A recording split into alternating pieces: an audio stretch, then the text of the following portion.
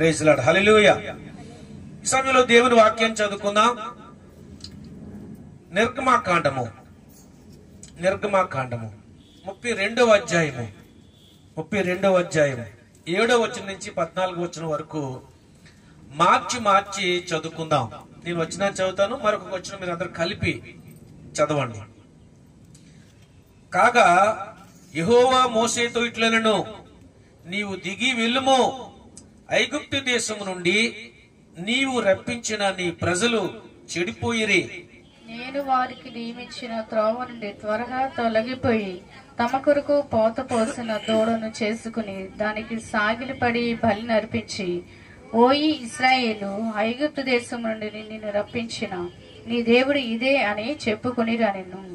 మరియు యెహోవా ఇట్లనెను, నేను ఈ ప్రజలను చూచియున్నాను, ఇదిగో వారు లోబడినొల్లని ప్రజలు. కావున నీవు ఊరకుండుము, నా కోపం వారి మీద మండును, నేను వారిని కాల్చివేసి నిన్ను గొప్ప జనముగా చేసేదనని మోషేతో చెప్పగా, మోషే తన దేవుడైన యెహోవాను బ్రతిమాలుకొని, యెహోవా, నీవు మహాశక్తి వలన బాహుబలము వలన ఐగుప్తు దేశములో నుండి రప్పించిన నీ ప్రజల మీద నీ కోపము మండనేలా? ఆయన కొండలలో వారిని చంపనట్లును భూమి మీద నుండి వారిని నశింప చేయనట్లును కీడు కొరకై వారిని తీసుకుని పోయినని ఐగుప్తీయులు ఎలా చెప్పుకొనవలను? నీ కోపాగ్ని నుండి మల్లుకొని నీవు నీ ప్రజలకు ఈ కీడు చేయక దాని గూర్చి సంతాపపడుము. 13వ వచనం చదువుతున్నాను. సేవకులైన అబ్రహామును, ఇస్సాకును, ఇశ్రాయేలును జ్ఞాపకము చేసుకొనుము. నీవు వారితో ఆకాశ నక్షత్రముల వలె మీ సంతానము అభివృద్ధి చేసి నేను చెప్పిన ఈ సమస్త భూమిని మీ సంతానమున ఇచ్చేదననియు వారు నిరంతరము దానికి హక్కుదారులనియు వారితో నీతోడని ప్రమాణము చేసి చెప్పితవనెను. అంతటా యెహోవా తన ప్రజలకు చేస్తుదనని చెప్పిన కీడును గూర్చి సంతాపపడెను. దేవుడు తన పరిశుద్ధ వాక్యాన్ని మన కొరకే దీవించునుగాక. ప్రార్థన చేసుకుందాం. దేవుని వాక్యం కొరకు ప్రార్థన చేసుకుందాం. ఇందాక అను గురించి చెప్పాం కదా, అను కొరకు కూడా ప్రార్థన చేద్దాం. కళ్ళు మూసుకుందాం. మహాపరిశుద్ధుడైన మా ప్రియ పరలోకపు తండ్రి, నీ పరిశుద్ధ నామమునకు వందనాలు, స్తోత్రాలు, స్తుతులు చెల్లిస్తూ ఉన్నాం. నీ వాక్యాన్ని మేము చదువుకున్నాం. చదవబడిన వాక్యం ద్వారా మీరు మాతో సూటిగా స్పష్టంగా మాట్లాడమని ప్రార్థన చేస్తూ ఉన్నాం. నీ సన్నిధి మాతో ఉంచండి ప్రభువా. నీ స్వరాన్ని మాకు వినిపింపచేయండి. వినగలిగే చెవులు, గ్రహించే హృదయమును మాకు అనుగ్రహించండి. మానవ స్వరాన్ని మరుగుపరిచి తండ్రి నీ స్వరము వినేలాగున ప్రభు మమ్మల్ని ట్యూన్ చేయమని ప్రార్థిస్తున్నాం. అల్పుడును, అయోగ్యుడును, ఎన్నికలేని వాడును నన్ను నీ సిలువ చోటును మరుగుపరచమని ప్రార్థన చేసుకుంటున్నాం. అదే సమయంలో ప్రభా నీ కుమార్తె అనురాధ కొరకు ప్రార్థన చేస్తున్నాం. ప్రభా నీ కుమార్తెనైనా మరి నాయన బీటెక్ చదువుతా ఉంది తండ్రి. నీ కుమార్తెనైనా ఇప్పుడు బలహీనంగా ఉంది, బాగోలేదు. మారు మనసు పొంది రక్షించబడిన బిడ్డ తండ్రి మీరు దర్శించండి నైనా. నీ కుమార్తెను ముట్టండి. నీ గాయపడే హస్తంతో నీ కుమార్తెను తాకమని ప్రార్థిస్తున్నాం. అరికాలు మొదలుకొని నడినెత్తి వరకు ప్రతి ఎముకలను తండ్రి, నరాలను, కండరాలను ముట్టండి ప్రభు. నీ స్తోత్రాలు. యేసుక్రీస్తు నామములో సంపూర్ణ స్వస్థతను గ్రహించండి. ప్రతి బలహీనత యేసు నామములో సరైన విడిచిపోనుగా కానీ ప్రార్థిస్తున్నాం. సంపూర్ణ స్వస్థత దయచేయండి. అదేవిధంగా ప్రభు నీకు స్తోత్రాలు చెల్లిస్తున్నాం. ఈ దినము నీ సన్నిధి మాతో ఉంచి నడిపించండి. మహిమ, ఘనత, ప్రభావాలు మీరొక్కరే పొందుకోమని యేసు ప్రభు నామములో ప్రార్థిస్తున్నాము తండ్రి, ఆమేన్. హల్లెలూయా, హల్లెలూయా. పిల్లలు, ఇక్కడ మనం చూస్తున్నాం నిర్గమాకాండంలో మనం చదువుకున్న ఈ యొక్క పాసేజ్ లో ఎంత అద్భుతమైన మాటలు రాయబడి ఉన్నవో. దేవుడు మోషేకి చెప్తా ఉన్నాడు, ఈ కొండ మంచి దిగి వెళ్ళు. అక్కడ దిగువన ఇశ్రాయేల్ ప్రజలు వారు నన్ను విడిచిపెట్టి విగ్రహారాధన చేస్తా ఉన్నారు అని చెప్తా ఉన్నాడు. వారు త్రోవ తొలగిపోయారు, చాలా త్వరగా త్రోవ తొలగిపోయారు. దేవుడేమో ఆయన ఆజ్ఞలు, కట్టడలు, విధులు ఇశ్రాయేలు ప్రజలకి ఇవ్వాలి అని మోషేకి చెప్తున్నాడు. మోషే దాన్ని రికార్డు చేసుకుంటున్నాడు, రాసుకుంటున్నాడు.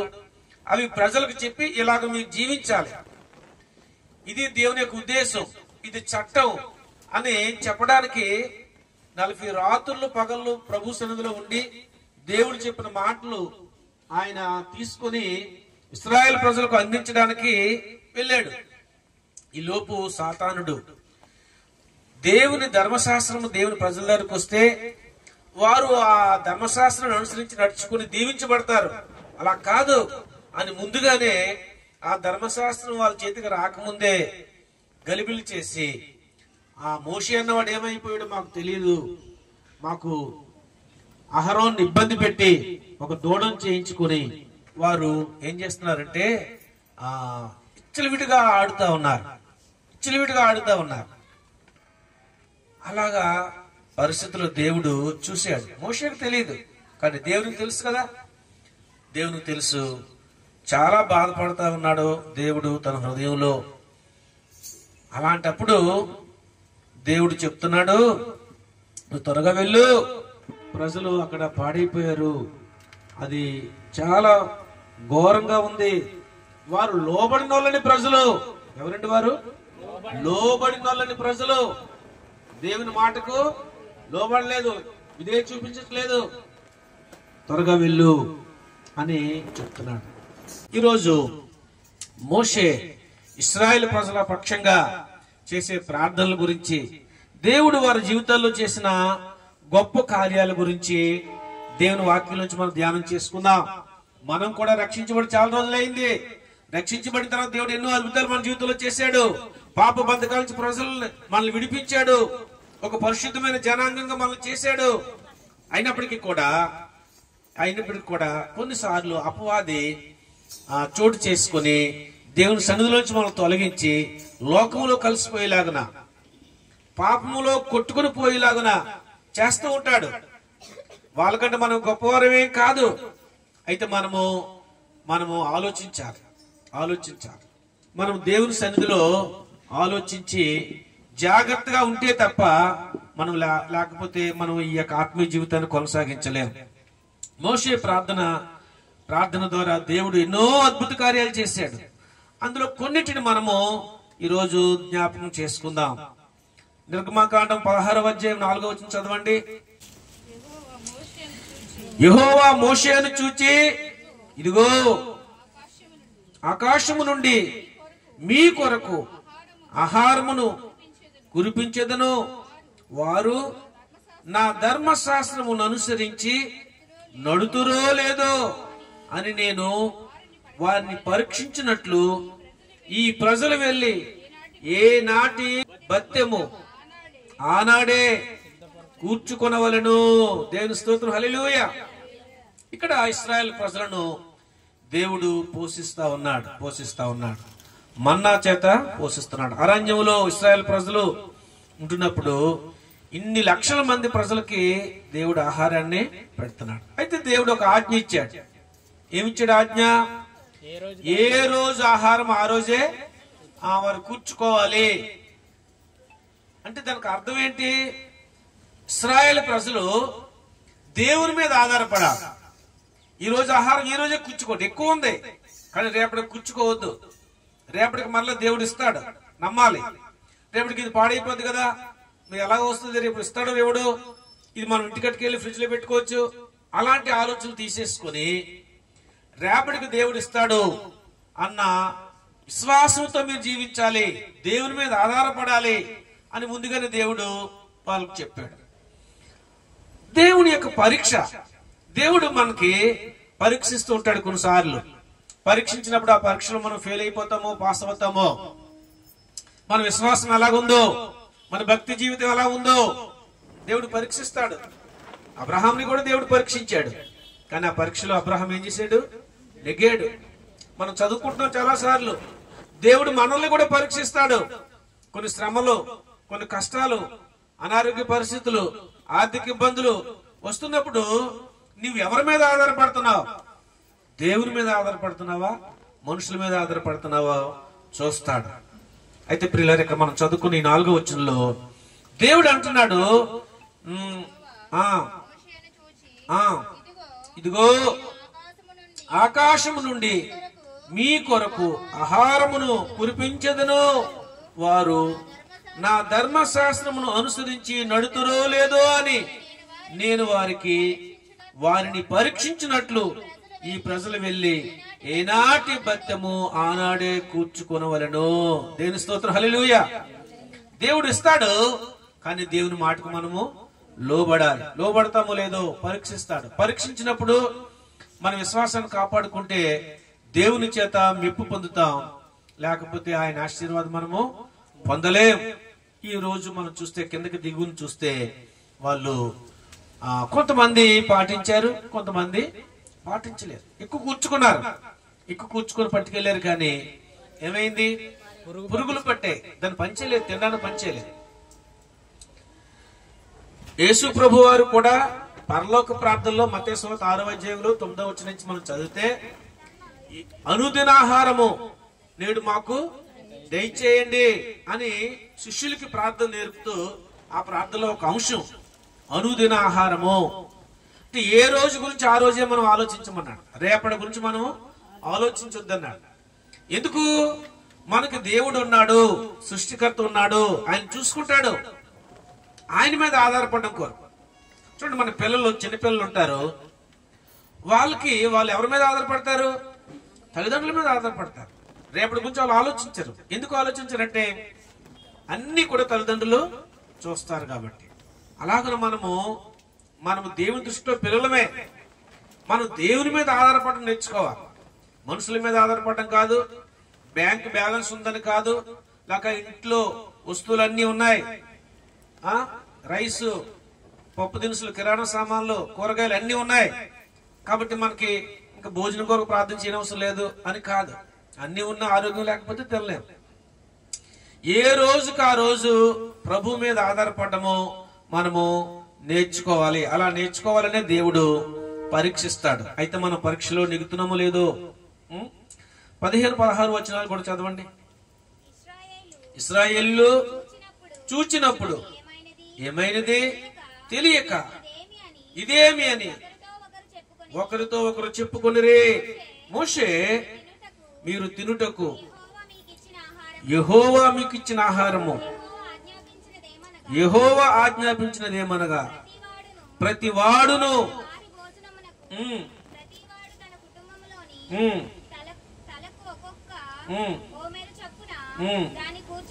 కూర్చుకొనవలెను.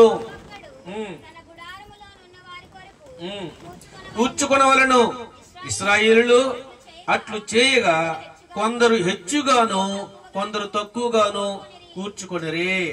చాలు. ఈ 15, 16, 17 వచనాలు మనం చదువుకున్నాం కదా. ఇక్కడ మనం చదివితే దేవుడు చెప్పాడు, కానీ కొంతమంది అలాగే చేశారు.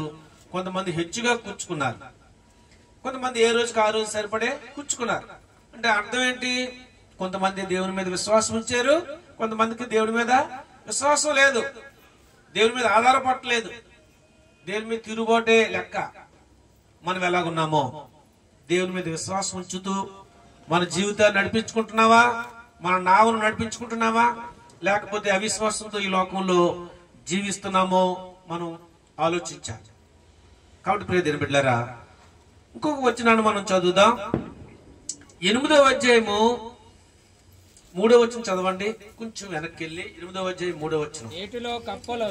ఏటిలో కప్పలు పుట్టును, అవి నీ ఇంట పడక గదిలోనికి మంచం మీదకి నీ సేవకుల ఇండ్లలోనికి నీ జనుల మీదకి తొట్లలోనికి ఆ కప్పలు నీ మీదకి నీ జనుల మీదకి నీ సేవకులందరి మీదకి వచ్చునని యెహోవా సెలవిచ్చుచున్నాడని చెప్పమన్నాను. చాలు. ఇక్కడ మనం చూస్తే మరి మోషే ద్వారా చెప్పబడిన మాట, మరి ఆ ఫరో, అక్కడ ఉన్న ప్రజలు వారు వినకపోవడం వల్ల, దేవుని మాట వినకపోవడం వల్ల ఈ కప్పలు, అంటే 10 తెగుల చేత శోధించినప్పటికీ కూడా ఈ కప్పలు వారి ఇంట్లోనికి, వారి యొక్క పొయ్యిలోనికి నీ పిండి పిసుకు తొట్టుల్లోనికి ఎక్కి వచ్చాను. దేవుని స్తోత్రం, హల్లెలూయా. కాబట్టి మనం దేవుని మాట వినకపోతే మన హృదయం కఠినమైపోతే, ఫరో హృదయం కఠినమైనట్టు మనము కొన్నిసార్లు ఇలాంటి భయంకరమైన శోధన అనుభవించవలసి ఉంటుంది. అందుకే మనము వింటున్నామా లేదా అని దేవుడు పరీక్షిస్తాడు. కీర్తనలో 78వ కీర్తన 24వ వచనం చదవండి. ఆహారముకై మన్నాను కురిపించెను, ఆకాశ ధాన్యము వారికి అనుగ్రహించెను. దేవుని స్తోత్రం చెప్పండి, హల్లెలూయా. దేవుడు ఇశ్రాయేలు ప్రజలకు మంచిగా ఆహారాన్ని ఇచ్చాడు, మన్నాను కురిపించాడు, మంచి పంటలు పండేలాగా దేవుడు సహాయము చేశాడు.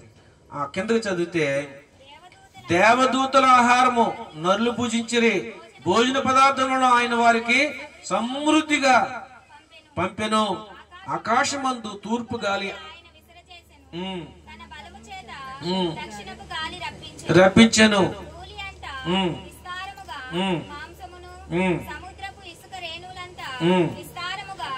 చాలు చాలు. ఇంకా అలా చదువుతుంటే 32వ వచనం వచ్చేసరికి అక్కడ ఏమంటున్నాడంటే, ఇంత జరిగినను వారు ఇంకను పాపము చేయొచ్చు, ఆయన ఆశ్చర్య కార్యములను బట్టి ఆయనను నమ్ముకొనకపోయిరే. ప్రియులారా, ఇన్ని కార్యాలు దేవుడు చేశాడు, ఇంతగా వారికి ఆహారాన్ని ఇచ్చాడు, ఇంతగా మన్నాను కురిపిస్తున్నాడు, వారు చేసే పనులను ఆశీర్వదిస్తా ఉన్నాడు. కానీ ఇంకా కూడా వారు పాపం చేస్తూనే ఉన్నారు. ఈరోజు ప్రభు మనతో మాట్లాడుతున్న మాట, దేవుడు మన జీవితాల్లో ఎన్నో కార్యాలు చేశాడు. పాప బంధకాల నుంచి ప్రభు మనల్ని విడిపించాడు, మనల్ని ఆశీర్వదించాడు, దీవించాడు. కానీ ఇంకా మనం పాపంలో కొనసాగుతున్నామేమో, దేవుని గాయపరుస్తున్నామేమో, దేవుని మాట వింటలేదేమో. ప్రియ దేవుని బిడ్డలారా, ఆలోచించాలి. మనం దేవుని మాట వినాలి, ఆయన పరీక్షిస్తున్నాడు. రెండవదిగా మోషే ప్రార్థన మరి ప్రజలను దేవుని కోపం నుండి తప్పించింది. అలాంటి మధ్యవర్తి ప్రార్థన మోషే చేశాడు. 11వ వచనంలో మనం చూస్తాం, నిర్గమాకాండంలో 32:11లో మోషే యెహోవాను బ్రతిములాడుకొని, యెహోవా మహాశక్తి వలన బాహుబలము వలన ఐగుప్తు దేశంలో నుండి రప్పించిన ఈ ప్రజలను మండనేలా. చాలు. మోషే ఎలాగున మధ్యవర్తిగా ఇశ్రాయేలు ప్రజల మీద శాపం రాకుండా ప్రార్థన చేస్తా ఉన్నాడు. అలాంటి నాయకుడు, అలాంటి సేవకుడు ఇశ్రాయేలు ప్రజలు పాడైపోకుండా ప్రార్థన చేసే నాయకుడు ఇశ్రాయేలు ప్రజలకు దేవుడు పెట్టాడు. ఈ దినాల్లో మనం చూస్తే సంఘము నశించిపోకూడదు అని యేసు ప్రభు తండ్రి కుడిపోషణ ఏం చేస్తున్నాడు? జ్ఞాపనం చేస్తా ఉన్నాడు. మనం పాడైపోతున్నాం, మనం దేవుని మాట వింటలేదు, మాటికి తప్పిపోతున్నాం, ఇన్ని కార్యాలు చేసినా ఇంకా మనం పాపాన్ని ఆస్వాదిస్తా ఉన్నాం. అయితే తండ్రి అయిన దేవుని సముఖములో యేసుక్రీస్తు ప్రభు విజ్ఞాపన చేస్తున్నాడు. ఎవరి కొరకు? సంఘం కొరకు. ఆయన స్వరక్తం ఇచ్చి కొన్న సంఘము, తన ప్రాణం పెట్టి సంపాదించిన సంఘము. మనం ఆషామాషి కాదండి, మనం దేవుని సంఘం. మనం పాడైపోకూడదని. సంఘములో ఎంతో బలహీనలు ఉన్నారు. ఒకవేళ త్రాగుడికి అలవాటు అయిపోవచ్చు. ఒకవేళ ఈ రోజుల్లో పిల్లలు సెల్ ఫోన్లకి అలవాటు పడిపోయి చూడకూడని దృశ్యాలు చూస్తూ బలహీనమైపోయి సిగరెట్లకి లేక డ్రగ్స్ కి అలవాటైపోయిన పిల్లలు ఎంతో మంది ఉన్నారు. కొంతమంది దొంగతనాలకి, వ్యభిచారానికి, రకరకాల పాపాల్లో ప్రజలు అలవాటు పడిపోయి అందులోంచి రావలేకపోతా ఉన్నారు. అందులోంచి నీవు బయటికి రావాలనే పరిశుద్ధాత్మ దేవుడు మాట్లాడుతా ఉన్నాడు. అలాగే యేసు ప్రభు వారు విజ్ఞాపన చేస్తున్నాడు. మనం నశించిపోకూడదనే మన కొరకు ఆయన ప్రాణం పెట్టాడు. ప్రియమైన బిడ్డలారా, కాబట్టి మోషే మధ్యవర్తిగా ఉండి ప్రార్థన చేయడం మనం చూస్తున్నాం. సంఘము మన కొరకు యేసు ప్రభు మధ్యవర్తిగా ఉండి ప్రార్థన చేస్తా ఉన్నాడు. మోషే ఇశ్రాయేలు ప్రజల కొరకు చేసిన విజ్ఞాపన సంఖ్యాకాండము 14:11. ఎన్నాళ్ళ వరకు ఈ ప్రజలు అలక్ష్యం చేయుదురు? ఎన్నాళ్ళ వరకు నేను వారి మధ్యలో చేసిన సూచక్రియలన్నిటిని చూచి నమ్మకయుందురు. నేను వారికి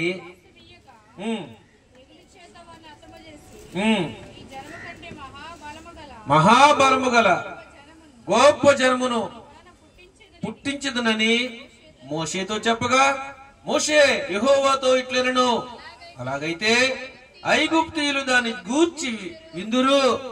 నీవు నీ బలము చేత ఈ జనమును ఐగుప్తీయుల్లో నుండి రప్పించితివి కదా. మీరు ఈ దేశ నివాసులతో ఈ సంగతి చెప్పి యుందురు. దేవుని స్తోత్రం, హల్లెలూయా. ఇంకా చదివితే మనకు అర్థమవుతుంది. ప్రియ దేవుని బిడ్డలారా, 25 వరకు కూడా చదివితే దేవునితో పోరాడుతా ఉన్నాడు. అలాగైతే ప్రభువా, నువ్వు ఇంత బాహుబలంతో నువ్వు తీసుకొచ్చావు ఐగుప్తు దేశంలోంచి, పాప బంధకాల నుంచి ప్రజలు విడిపించావు. వారిని చంపేస్తే, ఎరంజంలోని వారు రాలిపోతే, కణానికి వారు చేరకపోతే చుట్టూన్న ప్రజలు ఏమనుకుంటారు? విజ్ఞాపన చేస్తా ఉన్నాడు. విజ్ఞాపన. ఈరోజు తల్లిదండ్రులు పిల్లల కొరకు విజ్ఞాపన చేయాలి. సంఘం కొరకు దేవుని సేవకులు విజ్ఞాపన చేయాలి. మన చుట్టూన్న ప్రజల కొరకు మనం విజ్ఞాపన చేయాలి. ప్రజలు నశించిపోతా ఉన్నారు. ప్రజలు దేవుని మాట వినట్లేదు. ప్రజలు దేవుని నమ్ముకోవట్లేదు. ప్రజలు నిత్య నాశనానికి, నరకానికి వెళ్ళిపోతూ ఉంటే మనము విజ్ఞాపన చేయాలి. మోషే ఎలాగైనా విజ్ఞాపన చేసి ప్రజల కొరకు ప్రార్థన చేస్తున్నారు. ఈరోజు ప్రభు ఆ ప్రార్థన చేసే భాగ్యాన్ని ప్రభు మనకిచ్చాడు. సంఘముగా, దేవుని బిడ్డలుగా, మన చుట్టూన్న సమాజం కొరకు, మన బంధువులు ఎంతమంది నశించిపోతా ఉన్నారు. వారికి తెలియదు మేము నశించిపోతున్నామని. వారికి తెలియదు మేము పాడైపోతున్నామని. మేము మంచిగానే ఉన్నామనుకుంటున్నారు. మనము దేవుని వాక్యాన్ని ఎరిగిన మనము వారి కొరకు విజ్ఞాపన చేయాలని ప్రభు మనతో మాట్లాడుతూ ఉన్నాడు. అలాగే మూడవదిగా, మోషే ప్రార్థన స్వస్థత జరిగించిన ప్రార్థనగా మనం చూస్తా ఉన్నాం. దేవుడు మోషేని నాయకుడిగా నిలబెట్టుకొని ఆయన ప్రార్థన ద్వారా చాలా మంది స్వస్థత పొందారు. 12వ అధ్యాయం చూడండి, 13-14 వచనాలు చదవండి. 12, 13, 14 సంఖ్యాకాండం 12, 13, 14. మోషే ఎలుగెత్తి, దేవా దయచేసి ఈమెను బాగు చేయమని యెహోవాకు మొర్రపెట్టెను. అప్పుడు యెహోవా మోషేతో, ఆమె తండ్రి ఆమె ముఖము మీద ఉమ్ము వేసిన ఎడల ఆమె 7 దినములు సిగ్గుపడును కదా. ఆమె పాలెము వెలుపల 7 దినములు ప్రత్యేకముగా నుండవలను. తరువాత ఆమెను చేర్చుకొనవలెను. చాలు. దేవుని స్తోత్రం, హల్లెలూయా. మోషే ఎలుగెత్తి ప్రార్థన చేస్తా ఉన్నాడు. ప్రభువా, ఈమెను బాగు చేయమని యెహోవాకు మొర్ర పెట్టుకుంటా ఉన్నాడు. మనము ప్రార్థన చేయాలి. చాలా మంది మన బలహీనతతో ఉన్నారు. ఇందాక అనురాధ గురించి చెప్పాం, యవనస్తురాలు. అలాంటి పరిస్థితి ఉంటే ఎట్లా? చాలా మంది అనారోగ్యంతో మరణ పడకల మీద ఉన్న వారి కొరకు మనం ప్రార్థన చేయాలి. మొన్న జిమ్మి చెప్పాడు. జిమ్మి పాషం గారి యొక్క చిన్నాన్న గారి యొక్క కుమారుడు ఆశీష్ అమెరికాలో ఉన్నాడు. అక్కడ పీజీ చేసి మంచి జాబ్ చేసుకుంటున్నాడు. కానీ చిన్న వయసే, 30 సంవత్సరాలు. అయితే ఆయనకి కిడ్నీలు 2 కిడ్నీలు ఫెయిల్ అయిపోయాడు. ఎంత బాధ! డయాలసిస్ చేయడానికి కూడా అవ్వట్లేదు. ఇంకా మరణించడానికి దగ్గరలో ఉన్నాడు. అంత అమెరికాలో మంచి టెక్నాలజీ, మంచి వైద్యం అంతది. అయినా సరే జబ్బులు ఎలా వస్తున్నాయో, మరణం ఎలా వస్తా ఉందో తెలియట్లేదు. ప్రియమైన బిడ్డలారా, మనము ప్రార్థించాలి. మన చుట్టూ ఉన్న సమాజం కొరకు మనం ఏం చేయాలి? ప్రార్థన చేయాలి. మోషే ఇశ్రాయేలు ప్రజల కొరకు ఎలాగైనా విజ్ఞాపన చేస్తున్నాడో మనం కూడా అలాగ విజ్ఞాపన చేయాలి. మోషే ప్రార్థన విన్నాడు, దేవుడు స్వస్థపరిచాడు. మనం కూడా వింటే, మనం కూడా ప్రార్థన చేస్తే దేవుడు స్వస్థత పరుస్తాడు. మోషే చేసిన మరో ప్రార్థన శత్రువులపై విజయాన్ని ఇచ్చింది. శత్రువులపై ఏమిచ్చింది? విజయాన్ని. శత్రువులు కొన్నిసార్లు చుట్టుముట్టినప్పుడు చాలా మనం నలిగిపోతూ ఉంటాం, కానీ దేవుడు విజయం ఇస్తాడు. మనం చదువుకున్న భాగంలో 17 చదవండి. పులియని రొట్టెల పండుగను మీరు ఆచరింపవలను. ఈ దినమందే నేను మీ సమూహములను ఐగుప్తు దేశములో నుంచి వెలుపలికి రప్పించి తిని కనుక తరములన్నిటి నుండి ఈ దినము ఆచరింపవలను. ఇది నిత్యమైన కట్టడగా ఉండును. దేవుని స్తోత్రం, హల్లెలూయా. ఇక మనం చూస్తే నిర్గమాకాండంలో మరి పులియని రొట్టెల పండుగ గురించి చెప్తా ఉన్నాడు. పులియని రొట్టెల పండుగ అది ఒక కట్టడ, దాన్ని మీరు ఆచరించాలి. ఆచరిస్తేనే దేవుడు గొప్ప జయం ఇస్తాడు అని చెప్తా ఉన్నాడు. కానీ వారు ఆచరిస్తా ఉన్నారా? ఆచరిస్తే శత్రువుపై జయం వస్తుంది, లేకపోతే వారు జయం పొందలేరు. ప్రియమైన బిడ్డలారా, దేవుడు మన కొరకు ఇచ్చిన ఆజ్ఞలు, కట్టడలు, విధులు మనం గైకోవాలి. మోషే శత్రువుల జయం కొరకు చక్కగా ప్రార్థన చేస్తాడు. మరొక ప్రార్థన మనం చూద్దాం. నిర్గమాకాండం 15:25 చదువుదాం. 15:25. అతడు యెహోవాకు మొరపెట్టెను, అంతటా యెహోవా ఒక చెట్టును చూపెను.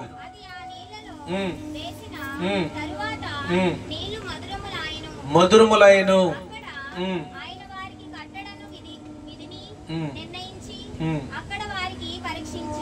చేదైన నీళ్లు మధురముగా తీయగా చేయబడ్డ ఈ సన్నివేశం. అయితే దేవుడు మారాను మధురముగా నీళ్లు చేశాడు. అయితే కింద 26వ వచనంకి వచ్చేసరికి 26వ వచనం చదువుదాం. వాక్కును శ్రద్ధగా విని ఆయన దృష్టికి న్యాయమైనది చేసి ఆయన ఆజ్ఞలకు విధేయులై ఆయన కట్టడలన్నిటినీ అనుసరించిన ఎడల నేను ఐగుప్తీయులకు కలుగు చేసిన రోగములలో ఏదియు మీకు రానియను, నిన్ను స్వస్థపరచు యెహోవాను నేనే అనెను. హల్లెలూయా. కాబట్టి మనం చూస్తే దేవుని యొక్క ఆజ్ఞలు, దేవుని యొక్క కట్టడలు, దేవుని యొక్క విధులు మనం ఏం చేయాలి? ఆచరించాలి. ఆచరిస్తే దేవుడు స్వస్థపరుస్తాడు. దేవునికి అసాధ్యమైనది ఏది కూడా లేదు అనేది మనము దేవుని పరిశుద్ధ గ్రంథంలోంచి మనము చూస్తా ఉన్నాం. దేవుడు బండ నుంచి కూడా నీళ్ళు ఇచ్చాడు. 2 సార్లు మోషే ఒకసారి బండతో మాట్లాడాడు, ఒకసారి బండతో కొట్టాడు, నీళ్లు వచ్చాయి. ఒకసారి మాట్లాడమంటే కొట్టాడు. ఏంటి అది? ముందు మాట్లాడమన్నాడు, ముందు బండను కొట్టమన్నాడు, కొడితే నీళ్ళు వచ్చాయి. రెండోసారి మాట్లాడమంటే మళ్ళీ కొట్టాడు. కొన్నిసార్లు మన అనుభవం, మన ఎక్స్పీరియన్స్ ఉపయోగిస్తాం, కానీ దేవుడు ఏం చేయమంటే అదే చేయాలి. రాత్రి కూడా మనం మాట్లాడడం, దేవుడు మనల్ని ఏం చేయమంటే అది చేయడానికి, దేవుడు ఏది మనతో మాట్లాడుతున్నదో దాన్ని మనం గ్రహించడానికి ఇష్టపడితే దేవుడు గొప్ప కార్యాలు చేస్తాడు. కొన్నిసార్లు మన అనుభవాన్ని, మన జ్ఞానాన్ని ఉపయోగించి ఇలాగైతే బాగుంటుంది, ఇలాగే మంచిది, ఇలాగే దేవుడు గతంలో చేశాడు కదా అనుకుని చాలాసార్లు మోసపోయిన దినాలు ఉన్నాయి. కానీ దేవుడు చెప్పింది మనము చేయాలి. ఆఖరిగా మరొక మాట చెప్పి నేను ముగించేస్తాను. మోషే యొక్క ప్రార్థన ఇశ్రాయేలుకి గొప్ప ఆశీర్వాదంగా దేవుడు చేశాడు. సంఖ్యాకాండం 6వ అధ్యాయము 22 నుంచి 26 వరకు చదవండి.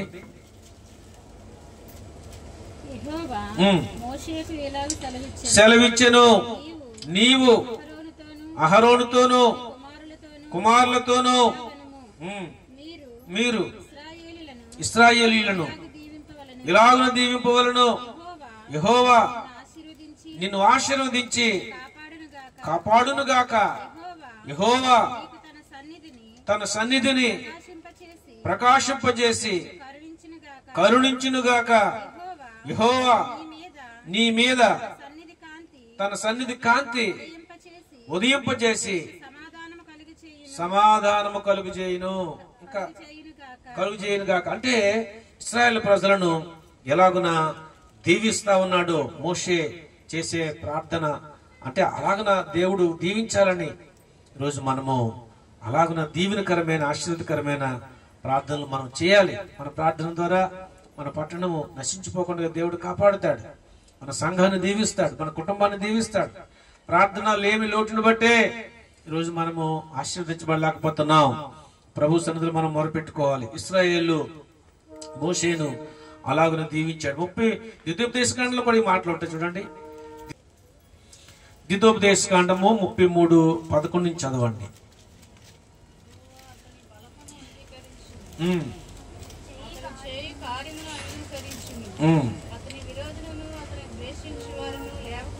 లేవకుండునట్లు మొదటి నుంచి 29 వరకు కూడా చదివితే మనకి అర్థమవుతుంది. మొదటి నుంచి చదువుదాం. దైవజనుడైన మోషే మునుపు అతడు ఇశ్రాయేలులను దీవించిన విధము ఇది. ఇట్లనను యెహోవా సినాయి నుండి వచ్చెను, సెయీరులో నుండి వారిని ఉదయించెను. ఆయన పారాను కొండ నుండి ప్రకాశించెను. సమూహముల